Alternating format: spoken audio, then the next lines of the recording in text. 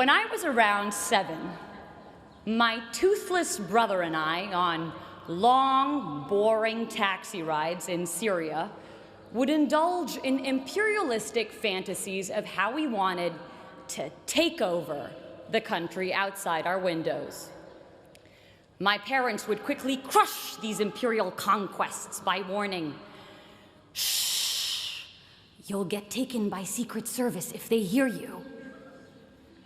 The walls everywhere, we were told, could hear our revolutionary ideas and would send us to prison. Whereas children here had ghosts and the boogeyman, our equivalents were our governments. Fast forward to 2010.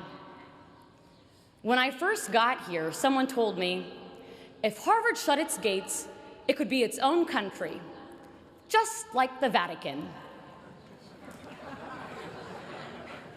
As I've walked through this place every day for the past 4 years, I was struck by how true this idea was. I saw it everywhere. The Harvard nation. I saw it in the big and obvious things. We had our own version of the Statue of Liberty, the John Harvard statue, our own embassies, the Harvard clubs of Boston and London, a tax collection agency, the Harvard Alumni Association, and an endowment larger than more than half the world's countries' GDPs. We also had our own diplomatic passports. Nowhere did I see this more clearly than at U.S. immigration at Boston Logan Airport. Whenever they saw I was coming from the Middle East, "What were you doing there? Why are you here? Why did God make you from the Middle East?" But I made sure I dressed like our overly proud Harvard dads, with Harvard hat, Harvard shirt, Harvard shorts, and Harvard underwear. And as soon as they saw I was a citizen of Harvard, "Oh, you go to Harvard? Surely you must not be a national security threat. Welcome to America." And suddenly, all the gates to the American dream opened wide.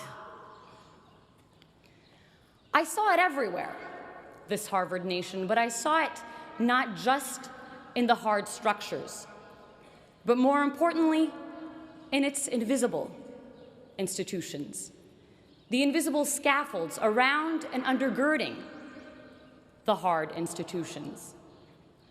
I saw it in the quarreling columns of the Crimson newspaper, its kung fu fights of ideas and lively student debates, with the potency to propel policy changes by the next morning's print. I saw it in our cluttered bulletin boards, bustling with life, with announcements of student-led conferences, Broadway-worthy shows, and dorm room projects turned world's next Facebook, smothering each other for our cursory glimpse. A trivial detail, these cluttered boards that often slip notice. But where some saw papers, I saw passions, purpose, creativity. I saw a heartbeat of civic community's vivacity. My parents' countries were places where institutional dysfunction killed off this social dynamism and vibrant productivity, and so I felt acutely here the value of civil society and living, breathing institutions. My time here would give me a working model of a better world. Not only that, but that sense of empowerment to initiate change.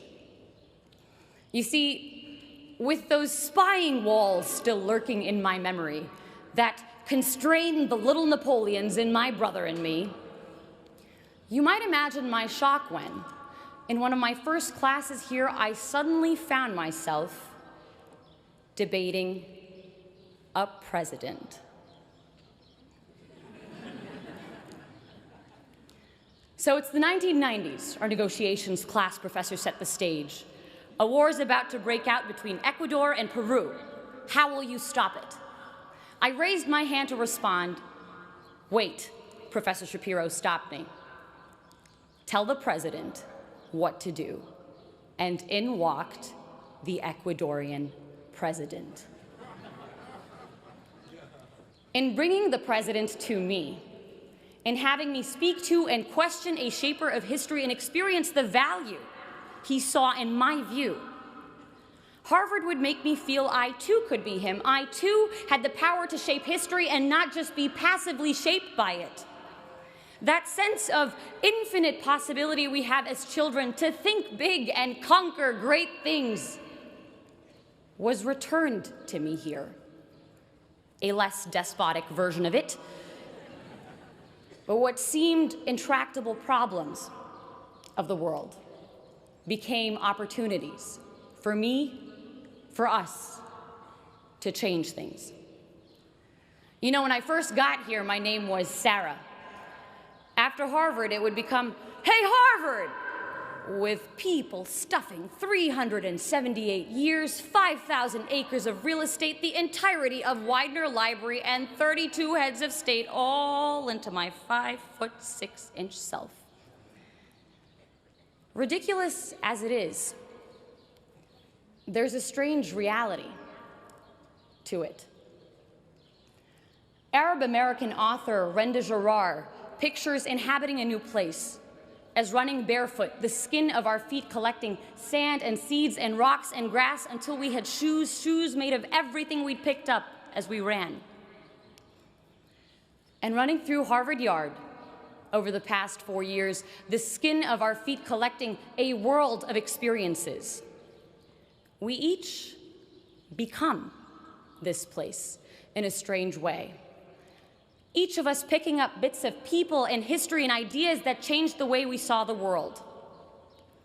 Accumulations I hope we will continue to wear on our souls and leave a footprint of all the best we took from Harvard Yard on our new destinations. And that's why I am hopeful for the future.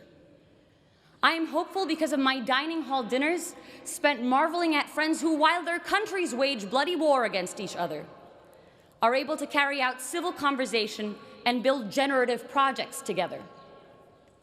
I am hopeful because of the founding mothers and founding fathers of revolutionary ideas like these being launched into the world, who will make of its institutions, its constitutions, its hospitals, its art houses, something better. We hear a lot in the news about an Arab Spring.